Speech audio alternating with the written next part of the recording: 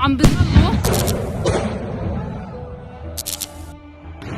Here's what's happening at Al-Aqsa Mosque right now in Jerusalem.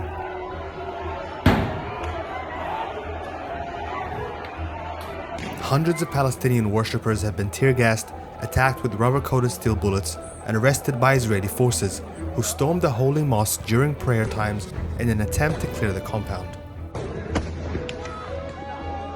The Red Crescent says more than 170 people have been injured, with more than 80 transferred to hospital for treatment and at least one person in critical care. So how did all of this start?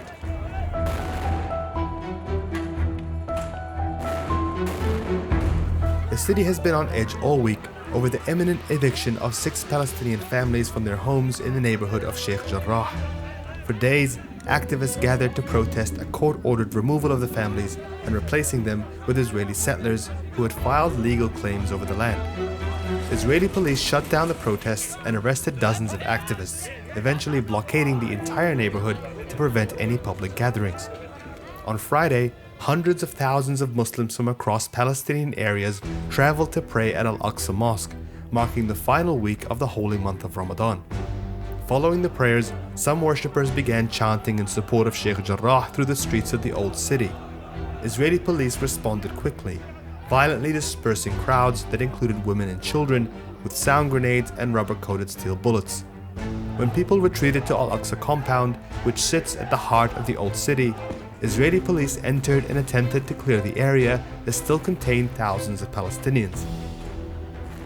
Videos that emerged from the night showed grenades thrown at worshippers as they prayed, and several areas including Al-Masjid Al-Qibli were tear-gassed while people were trapped inside. Many hid inside Al-Aqsa Mosque, where they remained trapped for hours as Israeli police cut electricity lines to force them to evacuate. Emergency services are still trying to assess the injuries and restore calm to the civilians still coming to grips with what happened.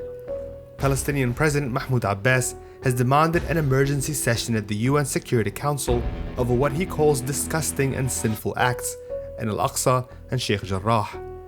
Palestinian civil society has called for a day of anger on Saturday in response to an unprecedented crackdown at one of the holiest sites of Islam during its holiest month.